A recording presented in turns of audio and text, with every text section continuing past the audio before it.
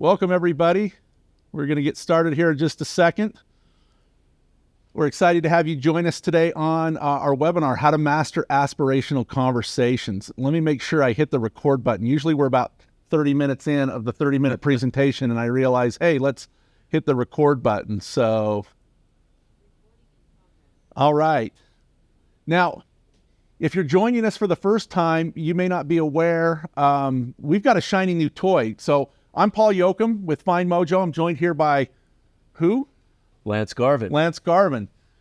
We are in the FindMojo studios. So we've got this awesome backdrop. We went and bought some t-shirts with our branding on it. I mean, we're pulling out all the stops to really up the production value here of our webinars and really making them more of a broadcast. So if you have been in our webinars before, you know that we try to keep these things light, moving quickly. We have a lot of fun, treat them almost like a little bit of a game show in some ways. So Lance, if you're ready, I'm ready. let's jump in. Shall we do it? Okay. Yeah. Let's do it. Without further ado. Usually you and I are in remote locations, so this is kind of new for us. I like it. I like it. All right. Now, before we begin, let me introduce you to Joni.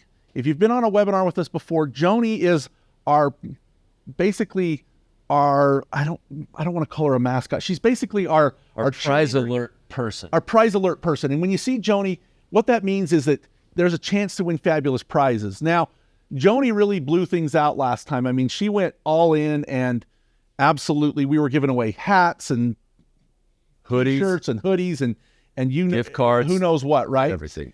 And so today, instead of giving away a few little things, Joni has saved something really big for the end. So you got to stay till the end.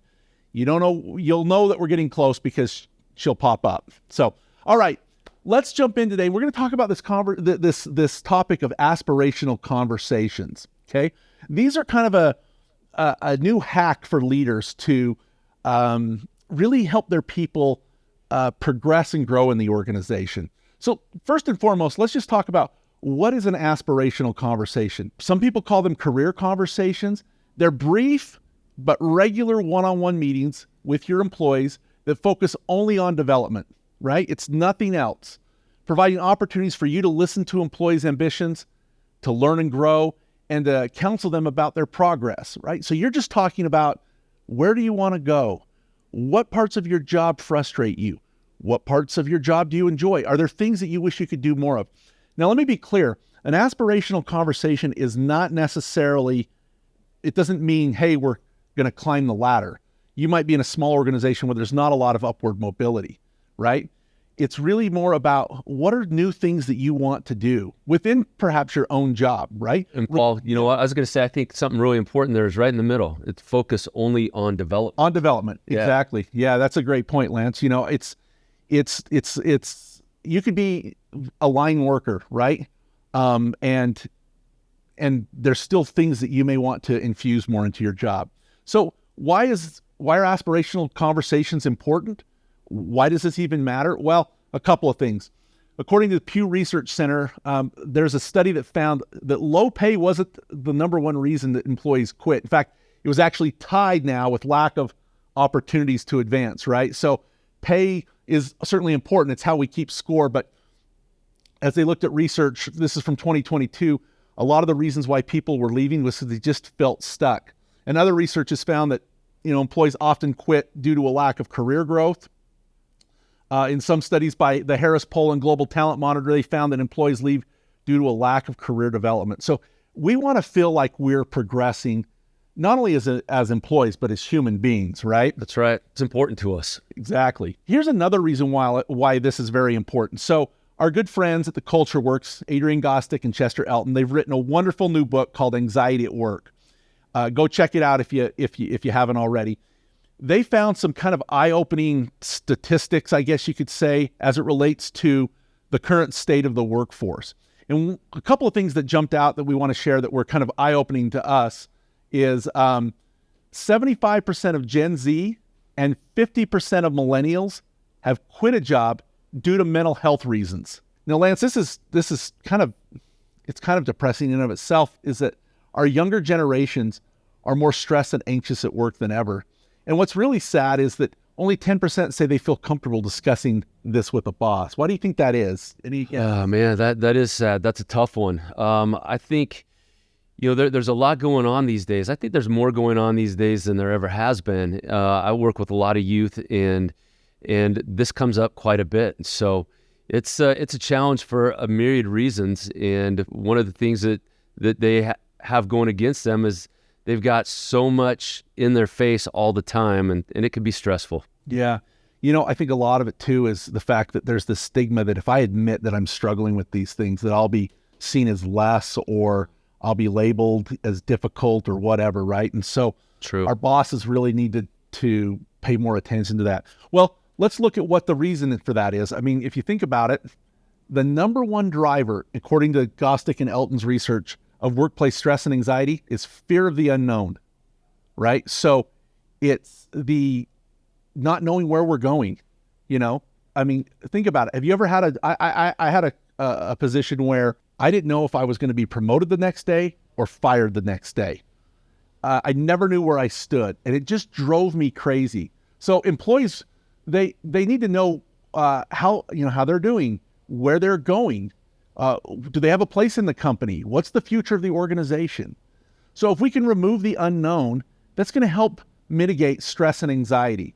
Now, a lot of that has to do with being able to have these developmental conversations. But before we talk about tips on how to deliver those, let's talk a little bit, Lance, about how a typical one-on-one goes. I like it. Let's do it. So when you go in and meet with your boss, right, and we sit down and we talk, typically, how does that conversation go? Yeah. Oftentimes it's, what are you working on? What's the latest with X or Y? Where are things with a certain project? And, sometimes you get the, what can I help you with? And even more rarely is, how's your family doing? Right? When they can't think of anything else to say. What do you need from me? Yeah. What do you need from me? But it's oftentimes project driven. So we got some great keys for a very effective one-on-one here, and an aspirational conversation like Paul mentioned. Yeah, it's important to get things done. Let's acknowledge that, right? I mean, when we go into one-on-ones with our people, and I'm just curious, whether you meet with people weekly, monthly, or you meet with your bosses weekly, monthly, it's very project driven, and we do need to get things done. So we don't want to diminish that, but very rarely do we talk about development. And if we do, it's done maybe in context of the annual performance review, which I like to call the annual ambush, yeah. Right? Yeah. So, in fact, Charlene says here, one of the comments, one-on-ones usually end with a longer to-do list for me. Yeah. Frowny face. Yeah. How many of you, I mean, I don't know about you, but most of the one-on-ones I've had, I dread going into them.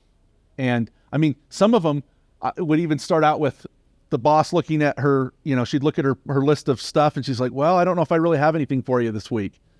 Well, then could we just have canceled the meeting? It's a great use of time. Yeah, great use of time, right? I'm not sure if this will work, so I'm going to skip it here. This is Chester and Adrian talking about aspirational conversations to kind of reinforce it. But I just want to, I love our business partners here. And despite us changing our brand, we can't get Chester to leave the orange, right? It's part of his persona. It's part of his persona. It's who he is.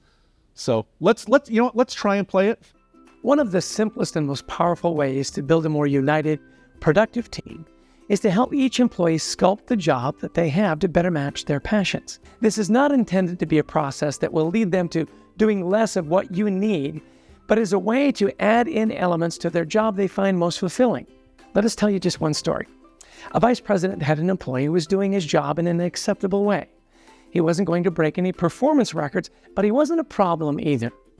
This great leader found her employee had a passion for public speaking, so she built into his job just one new activity. Now and then, he'd go to colleges to deliver presentations on career planning. The presentations made the bank look great to these college students, and for this employee, this one small change gave him a greater sense of satisfaction in his work. She said his performance overall improved. Why? Because his manager cared enough to listen to what motivated him. This kind of tailoring is done during regular one-on-one meetings all year long. We've seen some shrewd leaders in high-turnover industries meet with their people as often as weekly to discuss career progression and skills development. Our term for these is aspirational conversations, helping managers learn what the employee aspires to achieve and the employee to understand in detail what they'll need to do to get there. Now, who wouldn't show up excited about a regular meeting like that with their manager? And what smart employee wouldn't want to do more and achieve more for a leader who cared like that? In this process of job sculpting, the best managers think creatively. They offer cross-training, stretch opportunities, set clear goals, increase responsibilities, and support development with training or education when possible.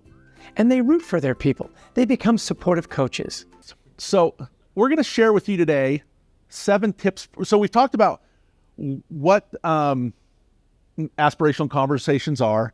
We've talked about why they're important, really to help remove some of that anxiety, help workers know where they stand and where they're going, what their future looks like. But how do you actually deliver them, right?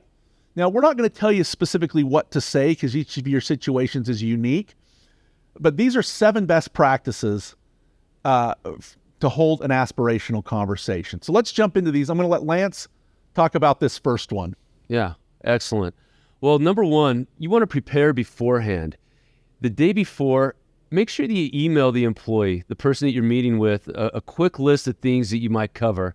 Then also get their input. Ask them if there's anything that they would like to discuss as well. Additionally, review your notes from last time. That way you're not going to spend the first 5 or 10 minutes getting up to speed, looking clueless, and worse, looking like you don't care about what's important to them. Yeah. The aspirational conversation it doesn't start 5 minutes before the meeting. And if you've held one before and you've committed to things, make sure you know what those are going in, right? So that's right. It's like, this is a different type of one-on-one with your people. For your regular one-on-ones, we don't care if you prepare at all. Kidding. All right. The second best practice. By the way, yeah, fun is a top motivator for both of us. It is. So you're going to get some fun, some jokes, some wisecracks, some sarcasm. So oftentimes many of the jokes are just for us. True. Right? So the second principle or best practice is use data. I saw a quote from the head of employee experience at Qualtrics. They're one of our neighboring companies here in Utah. And she talked about how the need for HR leaders and managers to have employee data is going to just be mission critical going forward. Now, when we talk about using data, we're talking about our motivators assessment. How can you have an aspirational conversation and help people develop where they want to go without knowing what drives them, right? To get them excited about work and remove that anxiety and stress, you got to know what motivates these people. So shameless plug here, but here's the 23 motivators that our research has shown we are all driven by. So let's say you know, Lance, you and I are having a one-on-one conversation here, and I notice that some of your motivators are things like challenge and pressure and problem solving. I know they're not, right? Some of those are. But excelling, things where you're an achiever, you want to get things done. Are there new projects I can dump on somebody, not to add more work to their plate, but if it's in line with their motivators, they're going to be passionate about it. They're going to feel engaged. Look, when you're motivated and engaged, you're less stressed and anxious, right? 100%. So use data, okay? And a great tool to use to know about your people. The best leaders we've seen walk into those one-on-ones and they have the motivators assessment report results of the person they're going to have that aspirational conversation with. It's great. It's a powerful tool right there. I love that. I see your motivated money is dead last, so we don't need to talk about a raise, right? All right. Lance, number 3 here, what are we talking about here with clear expectations? Yeah, set clear expectations for the meeting. If you're just starting up, having aspirational conversations, let your people know that this is about, like we mentioned earlier, their career and where they want to go. Also, if you haven't met before, do a recap in those first few minutes, what you discussed in the last meeting, and then, set an agenda and be flexible too with this agenda, but set a brief agenda for your time during this particular meeting. Yeah, this ties into what you talked about earlier with the first one in terms of being prepared, but have an agenda. Make sure you cover everything that you want. Don't walk into this blindly and try to wing it, right? Because it won't be as impactful, and it certainly won't. Look, as a manager, the primary thing you want to do, even more so than what you discuss, is showing that you care. Right. That's right. And also, having that agenda, you're going to eliminate some of that stress and anxiety that your person might be feeling coming in, not knowing why you're meeting. 100%. Yep, exactly. Yeah, I mean, we always talk about, like, when your boss comes up and pops in your office unexpectedly and says, "Hey, can I talk to you for a second?" You're like, Wow, what did I do? Yeah. What's wrong, right? Yep. That's a stressor. a stressor, right? All right, number 4, create a development plan. Now, we're not talking about having some, huge spreadsheet or something. This could be as simple as just a simple roadmap, right? They don't have to be these fancy, huge trackers. It could be as simple as 1 page. And now you're going to want to do this for each of your employees, right? So try to keep it as simple and as manageable as possible for you, just so you know kind of what's going on, what you talk about, where you're going, all that kind of stuff. And second, as you work through their goals and opportunities, it's best to start with near-term things. If we can give them a little bit more of what they love to do in the short term, it's going to go a long way. And then, talk about those longer-term horizon goals. If the employee says, "Well, I want to be CEO one day," okay, that might be a lofty goal, and I'm not saying it's not possible, but it might not happen tomorrow, right? So, and if they're unmotivated today and stressed today, that long-term goal is probably never going to get met. Right. Yeah. So those near-term goals can be quick wins and quick hits for people too. Yeah. Help them feel good about what they're doing. So in your first meeting, certainly, as you look at their motivators, assessment results, also list some career goals and job desires. Like, the question of where do you want to be in 5 years? What do you want to do more of? Is there something you're passionate about? I'll just tell you a quick little example here. When I joined FindMojo, I was hired as the head of marketing. My background was in marketing.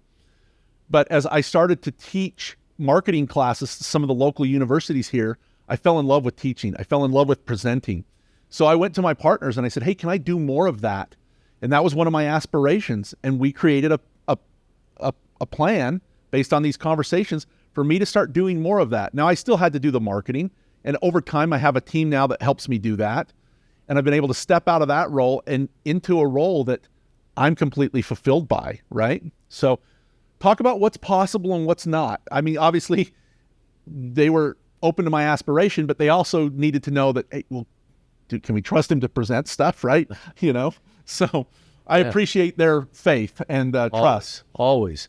Well, and what I love about that too is both of your parents were teachers. That's true. Educators too. That's true. So kind of felt like that legacy. Kind of felt like I had it in my DNA, right? Yeah. So, all right, Lance. Now, this one you think is probably pretty intuitive, but it's where things tend to go south the most. Well, right? let's do it. It's as important as all the rest of them. Eliminate distractions. Close your door. That's an easy one. Yeah. It's so interesting that this can completely derail a meeting, right? Yeah. Somebody pops their head in and it's over. Turn off your phone. Again, an easy one. We were just talking about this yesterday in the mastermind we were holding. Hold on, I got a message. Hey. Oh, sorry. This guy. Yeah. This guy. And then, you know what? Shut your laptop too. That's an easy one. Just close it. No distractions whatsoever. You and your person, one-on-one, fully there. Yeah. We've had managers that do these offsite. They take somebody to lunch just so they can get away from somebody popping in or those fire drills and things like that. Schedule them at times when there's not other chaos happening, right? Because it could just derail the whole meeting. So, all right. Don't end the conversation on a negative. Now, you may have had conversations with employees. Maybe some of these employees are even on performance plans, right? And you've had to give harsh or critical feedback. Employees may still remember some of that constructive criticism that you've given during other meetings, right? And it's human nature for them to think about that after all. So we want to always end these types of meetings on a positive note, right? So conclude aspirational conversations with positives, so there's a better chance that they're going to feel good about coming out of it, right? When you walk away from this meeting, it's interesting. I always tell this story that when I was younger, my dad would take myself and my brothers to the park to hit baseballs. And my dad played college baseball, and so he could sling it pretty well. So he would pitch to us when we were growing up. And as his arm got tired and towards the end of the pitching session, he'd say, "Okay, one more." And if we'd foul it off or strike at it or just hit like a slow roller, he'd say, "End on a good one." Always end on a good one. I love that. Right? And so same principle here, end on a good one. And bless his heart, he would continue to pitch until we could, just knock one out, right? It's a noodle of an arm. I usually end it on a good one. My brothers, man, they kept him out there all day long. So I hope they're listening. I hope they're listening too. All right, Lance, bring us home here. All right. The 7th step here is commit to next steps, right? Keep going and make sure that this isn't the end of what you've been doing. Create a timeline and a cadence with appropriate milestones and check marks. And commit to follow up or to follow up steps. Set the next meeting, get it on the calendar, make sure you're both aware of it and are committed to that. Yeah, this isn't meant to be one and done. Like you're creating a plan here, and you should be able to talk about these things regularly. Hopefully monthly, worst case quarterly, but make it a regular thing, right? Where this is all you're talking about. Check in regularly. You know, if your employee wants to do X and Y as part of their aspirations, there might be, break that down into smaller steps, right? Yep, I love that. All right, let me share a quick real-world example of how this was done so well. This is our friend Doria Camaraza, who's the head of basically the service centers, call centers, contact centers, whatever you want to call them, for American Express. And some of you have probably heard us tell this story. But Doria had 100 leaders in her organization take the motivators assessment, okay?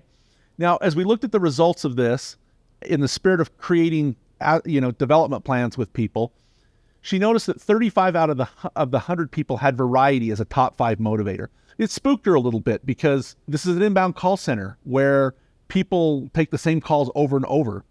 But luckily, half of those people also had developing others in their top 5, which was an opportunity for her to now pull people off the phones at strategic times and let them be coaches and mentors. Now, this didn't save everybody's job, but what was really cool is in a high turnover environment like a call center, those people that they job sculpted with, and we found opportunities for all 100 people, but those people stayed in their job 8.5 months longer than normal, which is astounding in a high turnover environment where, they have as high as 50% turnover in some cases, right? Yeah, it's remarkable. Well, Lance, we've been going here for a few minutes and I have yet to see Joni make an appearance. I was wondering if she might. Could now be the time? Look at that. There she is. I think yes. All right. So that means a fabulous prize awaits, right? You all love Joni. So what do we have today, Lance? Let's take a look and see what we've got here. All right. Now, if you've known us for a while, you know that we will occasionally do this thing called the Summer of Certification. Well, we're bringing it back this year. It's been a couple summers. It's been a couple summers. The pandemic, we didn't know what was going to happen. It was the endless summer that wasn't summer. That's the truth. Weird. That's the truth. So what is the Summer of Certification? All right. So if any of you on this webinar with us today work in L&D, training, HR, you're a manager, and you want to get certified to be able to deliver the motivators assessment, to be able to debrief it, coach it, whatever. Normally we charge $4,000 for this. We're letting select individuals join us at an upcoming certification for free. Okay. You lost your mind? Yeah. That, but not today. It happened a while ago, okay. right? So we're talking about aspirational conversations. Maybe you want to add more to your training repertoire. Maybe you want to learn some new skills, right? We're practicing what we preach here. Now, we've got a couple of classes coming up here. We teach these virtually. We do them over 2-hour sessions, 2 days. We got one on July 13th and 14th and another one on the 17th and 18th. If those dates work for you, we should talk, okay? These things, we limit them to about 20 people per, and they fill up really, really fast, okay? So if you're interested in this, take out your phones. I want you to scan this QR code and get on Lance or Brianna's calendar, and they'll give you all the details. They'll get you enrolled, and they'll get you all squared away. Just schedule a quick 15-minute call with them, okay? Great opportunity to learn more about how the Motivators Assessment can help you. And by the way, Lance, these aspirational conversations, that's just one application for the assessment. There's so many. There's like, in the program, we teach more than, I think 8 or 9 total, right? That's right. So this is just one of them. Yep. No, there's lots of value in the certification and the training, the program that we have. So absolutely, scan that QR code and get on our calendars and let's see what we can do. Let's see if you qualify. So again, just to reiterate what Paul said, it is for certain individuals and qualifications, but let's talk. I would love for everybody to qualify. So we'll find out. Yeah. Now, Lance, we've got a few minutes here left. We've kind of gone through this. So Did you want to sing for them? we want to keep people on the call. Okay. Does anybody have any questions about, we don't usually do Q&A here, but if you've got a question, thought, comment, type in the Q&A section here. We'd be happy to answer some of your questions. Or have you had an aspirational conversation that you feel like went really well, or one that you felt like didn't go so well?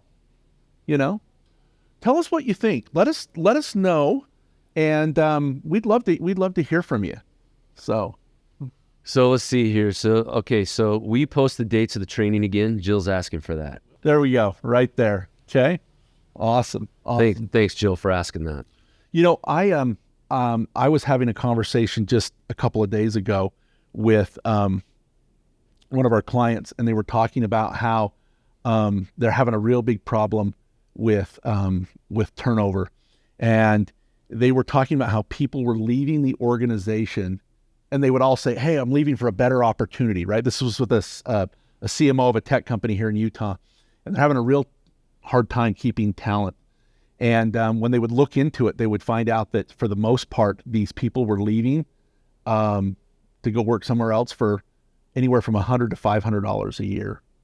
And they're clearly not leaving because of the money, right? They're leaving because it stunk to work there. That's right. But they started holding aspirational conversations, and they actually used, instead of having an annual performance feedback loop or anything like that, they had the opportunity to hold regular aspirational conversations, change their culture, right? Yeah. Totally changed.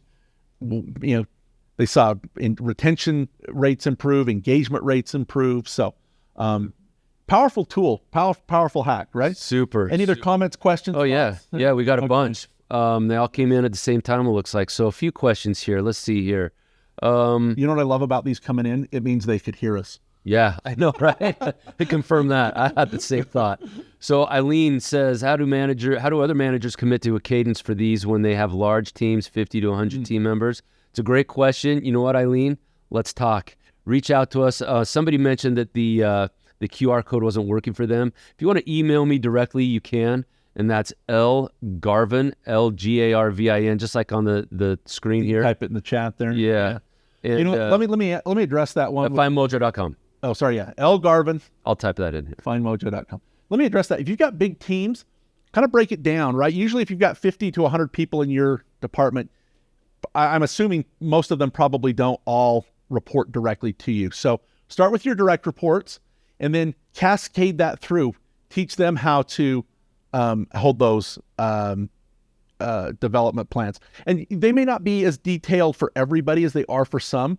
And let's just be frank, you know, there are some people that eventually are going to leave, or they have aspirations that that you can't meet, right? Yeah. And if you can give them a little bit of what to do, they love to do in the meantime, it may just keep them there a little bit longer until, you know, I worked with I talked to one leader, and he said, I had an employee who wanted to be a software engineer, but I didn't know how to help him with that. Yeah. But we helped him, you know, go to school for that, knowing full well he was going to leave us. Yeah. But for the time he was there, while we were helping him with his aspirations, he was the most committed employee that we had. Wow. So yeah, amazing. I love that. Cool. I love that. Let's maybe do one more. All right, one more. We said we'd go 30 minutes and we got like 30 seconds left. I am a supervisor for our volunteer program. Would these conversations still apply to short-term volunteer positions?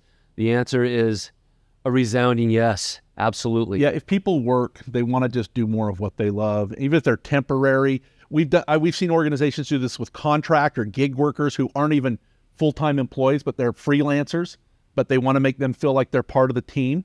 And again, here's the dirty little secret.